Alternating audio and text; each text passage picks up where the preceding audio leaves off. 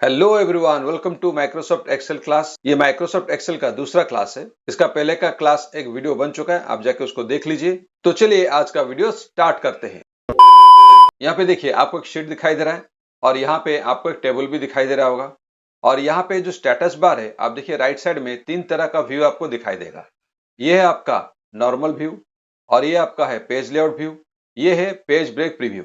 तो सबसे पहले देखते हैं नॉर्मल व्यू का काम क्या होता है। जब हम एक्सेल में काम करते हैं, डिफॉल्ट व्यू यानी कि ऑटोमेटिक कौन सा व्यू एक्टिव हो जाता है, वो है आपका नॉर्मल व्यू। आप सेकंड व्यू की तरफ चलते हैं। सेकंड व्यू है पेज लेआउट व्यू। अब देखिए मैं यहाँ पे क्लिक करता हूँ पेज लेआउट व्यू में।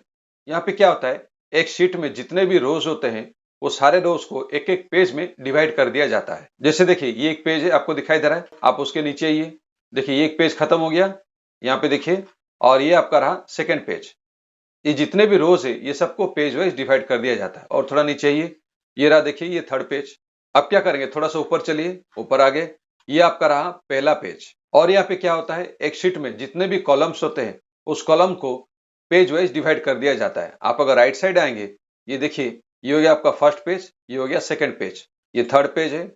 इस तरह जितने भी यहाँ पे कॉलम्स हो गए उन सबको पेज वाइज यहाँ पे डिवाइड कर दिया गया है। एक्सेल का तीसरा व्यू है पेज ब्रेक प्रीव्यू। अगर आप इसमें क्लिक करते हैं, आप देखिए यहाँ पे क्या हुआ, एक शीट में एक्चुअली आप जितने रोज और जितने कॉलम्स कवर करके टेबल बनाए होंगे उसी को यहाँ पे सिर्फ पेज वाइज ही दिखाएगा। तो यहाँ पे देखिए आप जो भी टेबल यहाँ पे बनाए थे, ये आ गया पेज 1 में और ये आ गया पेज 2 में। बाकी ये जो सारा जगह है आपको दिखाई दे रहा है, ये पूरी तरह ब्लैंक हो गया है और इसी को कहते हैं पेज ब्रेक प्रीव्यू। फिर से आप अगर यहाँ पे क्लिक करते हैं नॉर्मल व्यू में, ये रहा आपका डिफॉल्ट व्यू, पहले जैसे था वैसा फिर से वापस आ गया है। यहाँ पे देखिए 4 नंबर लिखा गया है, 5, 6, 7, 8। तो यहाँ पे हम सीखेंगे एक्सेल में सम, सब्ट्रैक्शन, डिवीजन और मल्टीप्लिकेशन जैसा कैलकुलेशन कैसे होता है। किसी भी तरह का कैलकुलेशन करने के लिए आपको सबसे पहले इक्वल टू टाइप करना पड़ता है। उसके बाद मान लीजिए 5 और 6 को आप सम करना चाहते हैं, तो क्या करेंगे, 5 जिस बॉक्स में है, 6 जिस बॉक्स में, उस बॉक्स का नाम लिखना पड़ेगा, यानी कि उसका सेल एड्रेस आपको यहाँ पे टाइप करना पड़ेगा। तो 5 जहां पे है वो सेल का एड्रेस है B4, तो यहाँ पे टाइप हो गया B4, क्योंकि B हो गया कॉलम नेम, 4 हो गया रो नेम। मान लीजिए कभी कभी क्या होता है, आपको पता नहीं चलता है कि इसका सेल एड्रेस क्या है, कोई बात नहीं, मान लीजिए मैं इसको इरेज कर देता हूं। आप क्या कीजिए, लेफ्ट क्लिक यहाँ पे क्लिक कर दीजिए और यहाँ पे देखिए B4 ऑटोमेटिक यहाँ पे टाइप हो जाएगा, आपको लिखने का भी कोई जरूरत नहीं है। उसके बाद क्या करना है, प्लस का साइन दीजिए, ये हो गया प्लस। 6 का सेल एड्रेस क्या होगा, C4, तो यहाँ पे मैं टाइप कर चुका हूँ C4। आपको यहाँ पे एक चीज दिखाई दे रहा होगा, जब भी आप कोई सेल का एड्रेस देते हैं यहाँ पे अलग अलग कलर रिप्रेजेंट करता है, तो आपको इससे भी पता चल जाएगा कि कौन सा वैल्यू का सेल एड्रेस क्या है। 6 वैल्यू का सेल एड्रेस C4, उसका कलर है रेड। 5 वैल्यू का सेल एड्रेस है B4, उसका कलर है ब्लू। उसके बाद आपको यहाँ पे एंटर प्रेस करना है। अब आप देखिए इसका सम कितना आ गया, 11 आ गया। और मान लीजिए आप जानना चाहते हैं 11 आया कैसे, तो यहाँ पे आप फॉर्मूला बार में आ जाइए।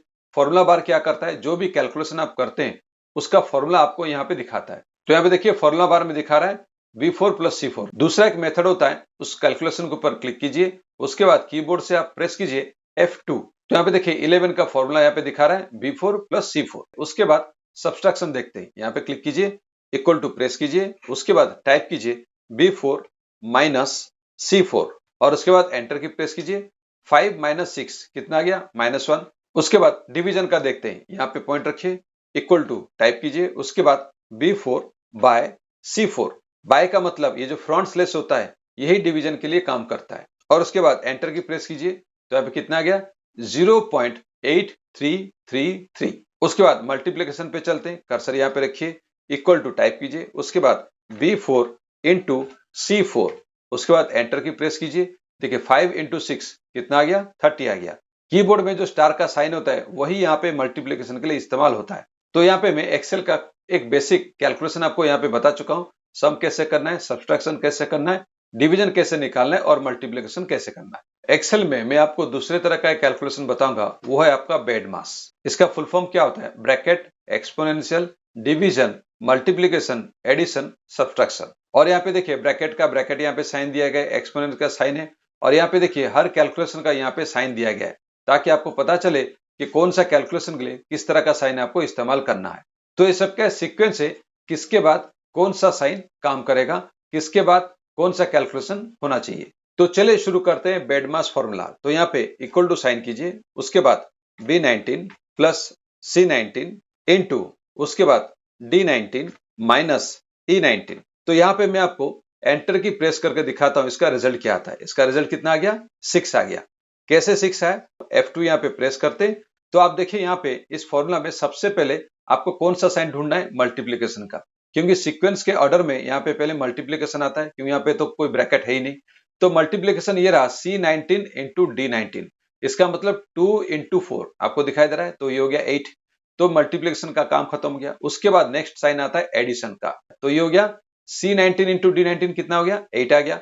और यहाँ पे B19 पे कितना है? 1 है, तो 8 प्लस 1 कितना हो गया? 9 हो गया। उसके बाद आता है सब्सट्रैक्शन का साइन, ये रहा सब्सट्रैक्शन। तो E19 में कितना वैल्यू है? ये रहा आपका 3, तो 9 माइनस 3, तो यहाँ पे सब्सट्रैक्शन हो गया, कितना हो गया? 6 हो गया। तो एंटर की प्रेस कीजिए, देखिए आपका 6 हो गया, ये जवाब सही है। अब मैं क्या करता हूं, फॉर्मूला को ओपन करता हूं और यहाँ पे देते हैं एक ब्रैकेट। यहाँ पे स्टार्ट हो गया ब्रैकेट और यहाँ पे क्लोज हो गया ब्रैकेट। अब इसका आउटपुट क्या आएगा आप सोचिए, और यहाँ पे मैं एंटर की प्रेस करता हूं। चलिए देखते हैं क्या आता है। 9 आता है। कैसे आ गया? अब यहाँ पे देखिए फॉर्मूला आपका ओपन हो गया। अब आप देखिए इस फॉर्मूला में सबसे पहले आपको देखना है कि ब्रैकेट है, और बेडमास के हिसाब से सबसे पहले ब्रैकेट को ही प्रायोरिटी दिया गया। तो ब्रैकेट में क्या है यहाँ पे? B19 प्लस C19 यानी कि 1 प्लस 2, तो आउटपुट कितना आएगा? 3 आएगा। तो यहाँ पे देखिए ब्रैकेट का काम खत्म हो गया। बेडमास फॉर्मूला के हिसाब से ब्रैकेट बाद यहाँ पे आता है मल्टीप्लीकेशन का काम। अब यहाँ पे देखिए D19 में वैल्यू कौन सा है? 4 है, और यहाँ पे रिजल्ट कितना आया था? 3 इंटू 4, तो रिजल्ट कितना आएगा? 12 आएगा। तो बेडमास फॉर्मूला के हिसाब से नेक्स्ट क्या होगा? सब्सट्रैक्शन होगा। तो E19 में कितना वैल्यू है? 3 है, तो 12 रिजल्ट था आपका, और E19 में कितना है? 3 है, तो 12 माइनस 3 कितना होगा? 9 आएगा। तो इसलिए आप जब यहाँ पे एंटर की प्रेस करेंगे तो आपका रिजल्ट आ गया 9। आपको यहाँ पे एक टेबल दिखाई दे रहा है, ये रहा आपका वीकली कैलकुलेशन। तो सबसे पहले इस टेबल को समझते हैं, ये टेबल क्या है। यहाँ पे देखिए 4 एम्प्लॉय का नाम लिखा गया है, और यहाँ पे क्या किया गया? हर एम्प्लॉय को 1 घंटे के हिसाब से 200 रुपया पे किया जा रहा है। यहाँ पे दूसरा कॉलम क्या है कि हर एक एम्प्लॉय एक वीक में कितने घंटे का काम करते हैं। जैसे सुरेश यहाँ पे एक वीक में 60 आवर्स यानी 60 घंटे का काम करता है, रमेश 40 आवर्स। यहाँ पे क्या करना है? हर एक एम्प्लॉय का टोटल पेमेंट कितना है वो आपको निकालना है। जैसे मान लीजिए सुरेश एक सप्ताह में 60 घंटा काम करता है, और हर एक घंटे के लिए उसको 200 रुपया मिलता है, तो टोटल कितना पेमेंट बनता है एक सप्ताह का। इस तरह करके बाकी एम्प्लॉय का भी आपको निकालना है। उसके बाद उनका प्रोफेशनल टैक्स कितना है वो आपको निकालना है। उसके बाद SGST कितना है वो आपको निकालना है। उसके बाद CGST कितना है 9% वो आपको निकालना है। उसके बाद नेट पेमेंट निकालना है, यानी कि वो घर कितना पैसा लेके जा सकते हैं। तो सबसे पहले क्या करेंगे? सुरेश का निकालेंगे। सुरेश का जैसे ही आपको नेट पेमेंट निकल जाता है, उसके बाद बाकी एम्प्लॉय का भी ऑटोमेटिक यानी अपने आप निकल जाएगा। तो सबसे पहले यहाँ पे सुरेश का टोटल पेमेंट कितना बनता है वो निकालते हैं। इक्वल टू साइन दीजिए। उसके बाद आपको यहाँ पे क्लिक करना है, ये रहा आपका B3 यानी कि 60। उसके बाद क्या करना है? एक घंटे के लिए उसको कितना रुपया मिलता है? 200 रुपया। इसको आपको मल्टीप्लाई करना है, इसलिए आपको मल्टीप्लाई का साइन दीजिए और उसके बाद यहाँ पे क्लिक कीजिए और यहाँ पे एंटर की प्रेस कीजिए। ये आ गया 12,000 रुपया। उसके बाद आपको सुरेश का प्रोफेशनल टैक्स 4% निकालना है। तो क्या करेंगे? यहाँ पे आप कर्सर रखिए, उसके बाद इक्वल टू टाइप कीजिए। टोटल पेमेंट से आपको 4% निकालना है, तो क्या करेंगे? यहाँ पे आप क्लिक कीजिए, हो गया। उसके बाद इनटू दीजिए मल्टीप्लिकेशन का साइन, उसके बाद 4 और यहाँ पे परसेंटेज का साइन दीजिए और एंटर की प्रेस कीजिए। इस तरह आपको SGST निकालना है, यहाँ पे कर्सर रखिए, इक्वल टू टोटल से निकालना है, तो टोटल पे क्लिक कीजिए। उसके बाद इनटू, उसके बाद आपका 9 लिखना है और परसेंटेज का साइन देना है और एंटर की प्रेस करना है। उसके बाद आपको CGST निकालना है, यहाँ पे कर्सर रखिए, इक्वल टू टोटल पेमेंट से, है ना, तो यहाँ पे आप कर्सर पॉइंट रखिए ऐसा। उसके बाद इक्वल टू, उसके बाद 9 लिखिए, उसके बाद परसेंटेज और एंटर की प्रेस कीजिए। ये आ गया आपका 1080। अब आपको क्या करना है? सुरेश का नेट पेमेंट निकालना है। नेट पेमेंट कैसे निकलेगा? इक्वल टू दीजिए टोटल पेमेंट, यहाँ पे आपको क्लिक करना है, माइनस यहाँ पे क्या होगा? प्रोफेशनल टैक्स, SGST और CGST, ये तीनों यहाँ से माइनस होगा। तो क्या करेंगे? यहाँ पे आप टाइप कीजिए सम, ब्रैकेट स्टार्ट कीजिए और उसके बाद ये तीनों को इस तरफ सिलेक्ट कीजिए, हो गया। उसके बाद ब्रैकेट क्लोज कीजिए और एंटर की प्रेस कीजिए। कितना आ गया? 9,360 रुपया। तो सुरेश यहाँ पे घर में नेट पेमेंट कितना लेके जा सकता है? 9,360 रुपया। ये तो गया सुरेश का। बाकी एम्प्लॉय का कैसे निकाले? आपको इस तरह सिलेक्ट करना है, आ गया, और यहाँ पे कर्सर पॉइंट को यहाँ पे रखना है इस तरह। यहाँ पे देखिए आपका यहाँ पे टिनी सिंबल आ गया और नीचे आपका जो प्लस का साइन दिखाई दे रहा है इसी हिसाब से रहेगा, और माउस का लेफ्ट क्लिक दबा कर रखना है, छोड़ना नहीं है, और नीचे की तरफ उसको खींचिए और उसके बाद माउस का लेफ्ट क्लिक छोड़ दीजिए। अब आप देखिए सारे एम्प्लॉय का total payment, professional tax, SGST, CGST, net payment निकल गया है। अब आगे हम जानेंगे फिल हैंडल क्या होता है। एक्सेल का खासियत क्या है आप एक सेल में कुछ भी टाइप कीजिए और उसके बाद जब आप नेक्स्ट सेल में आप टाइप करने जाएंगे वो ऑटोमेटिक आ जाता है, ऑटोमेटिक फिल हो जाता है। उसी को कहते हैं फिल हैंडल। जैसे मान लीजिए यहाँ पे मैं आपको वीकडे टाइप करके दिखाता हूँ। मैं यहाँ पे टाइप करता हूँ संडे, ठीक है, संडे टाइप हो गया और एंटर कीजिए। उसके बाद क्या करना है, आप अगर इसको इस तरह ड्रैग करते हैं तो अभी देखिए ऑटोमेटिक ये आपको वीकडे ला के देगा। अब आते मंथ में कैसे फिल हैंडल काम करता है। आप यहाँ पे टाइप कीजिए जैन या जनवरी और उसके बाद एंटर की प्रेस कीजिए। उसके बाद आप यहाँ पे फिर से कर्सर पॉइंट रखिए और यहाँ पे पॉइंटर को इस तरह रखना है और नीचे की तरफ खींचेंगे तो अपने आप ये आपको मंथ देगा।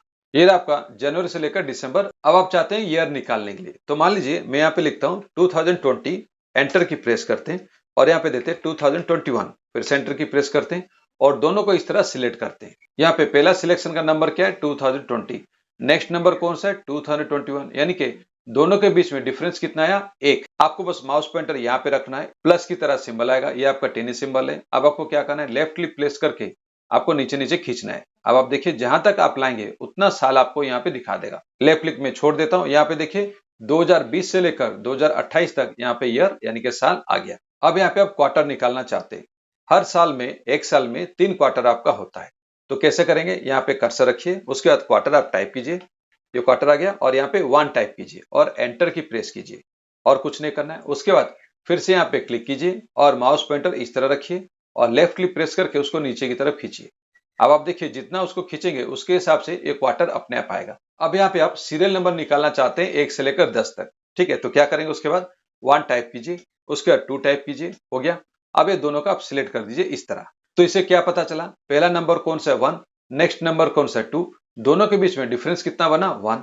माउस पॉइंटर को यहाँ पे रखिए, उसके बाद लेफ्ट क्लिक प्रेस करके नीचे की तरफ खींचिए और आपको मान लीजिए 10 तक चाहिए, आ गया। उसके बाद माउस का लेफ्ट क्लिक छोड़ दीजिए, ये रहा आपका सीरियल नंबर। अब क्या करेंगे, इवन नंबर निकालते हैं। यहाँ पे कर्सर रखिए 0 और उसके बाद 2 इस तरह आप टाइप कीजिए और दोनों को सिलेक्ट कीजिए।